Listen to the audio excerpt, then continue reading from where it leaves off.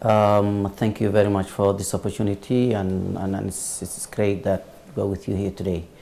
The conflict that Iraq is facing today is a conflict of children. It's a conflict that has affected a lot of children, and it's conflict that has become children's conflict in the sense that many children have missed their education for the past 2.5 years. Many children have seen destruction, death, and despair. Many children have missed the opportunity of being children again. The stories we hear from children is horrific stories.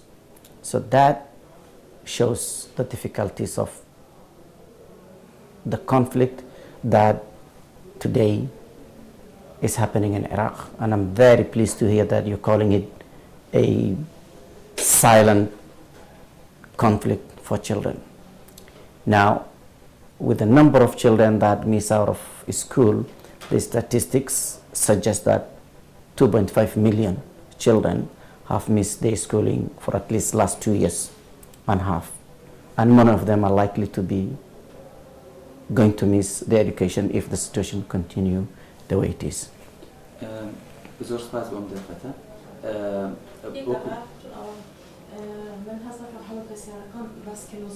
Are you okay with it? Or I can always repeat whatever you want.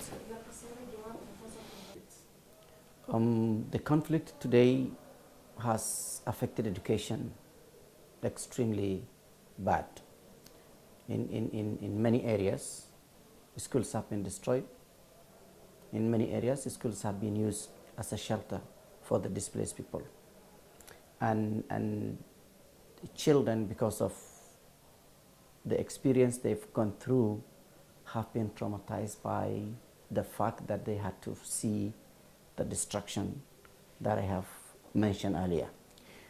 UNICEF's plan is of several levels.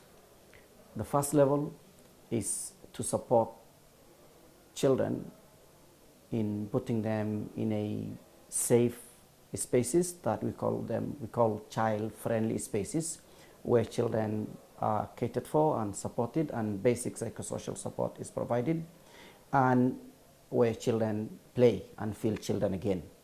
Once the displacement stabilizes and people are in the camps, UNICEF comes in and establishes schools in the form of emergency schools, and later upgrades them into regular schools. We work that with the Ministries of Education for both Kurdistan and National Ministry of Iraq, and we also work with the directorates of different governorates. So for now, we are busy putting structures for the new camps to make sure children have access to education and they catch up the opportunities that they've missed for the past 2.5 years. This is the priority for UNICEF, and this is the priority for the community, and this is the priority for children. On Thursday, I was in Khazir camp, and I was confronted by a group of young girls. We've asked them, what are your priorities in the camp? And I was touched by the fact that their priorities, number 1, number 2, and number 3 were school, school, and school. Children want to go back to school, they want to learn, they want to catch up with their studies. Imagine a child was grade 3 or grade 4 2.5 years ago and had a hope to become someone, a doctor, engineer, and something comes up and their future ceases. Now they're out of danger. The first thing that comes to their mind is to catch up where they left. So UNICEF priority now is to make sure children go back to education. Support the effort of the directorates of education and ministries of education in Iraq to make sure children go back to education. The emergency is extremely large emergency. It's an emergency that affects huge number of children. Mosul alone, if the 1.5 million people that are affected in emergency are put into the equation of children, 47 to 50% statistical of that are children. So responding to this large number of children that are affected by the conflict and looking into the areas of education and child protection, it's a massive emergency.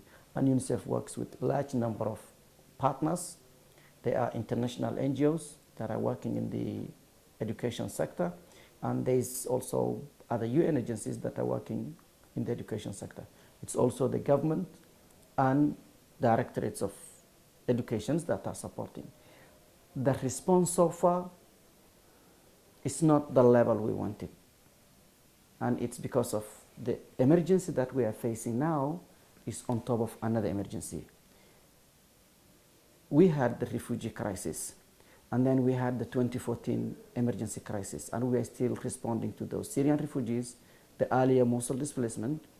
We are again responding to this current emergency, and there's also the winter that is coming in, and now the economic crisis the country is facing becomes on top of all of this. So if you look at the multiple factors and multiple layers that are facing this country, it's actually a crisis on top of crisis, and it's not the best time and best place to be a child growing with the hope and a future to look forward. I wish much better response had been done, but what agencies and what the government institutions are doing is to address the problem. But I can assure you it's not to the level that we wanted, and I cannot put my hand on my heart and say we're satisfied. We're not, because we want to do more, we want to achieve more, we want to see no child at all misses their education. We do not want to see any child gets traumatized. We do not want to see any child gets their full rights not fulfilled. And this is where we're coming up. And this is where UNICEF is coming up, supporting the government, supporting the NGOs, and supporting other partners. And we have education cluster network that provides the basics, but it's absolutely some percentage of the total needs. And unless a lot of effort is put, and unless the government prioritizes education as the immediate priority to rehabilitate children and put them back into education, the generations in Iraq will be lost. And that lost generation will be an obstacle to the future and to the development of the country overall. Thank you.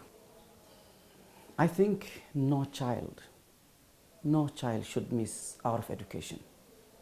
Education is the key pillar of the future development of this country. And first priority, not the second, not the third, should be given to basic, safe, and healthy education to children.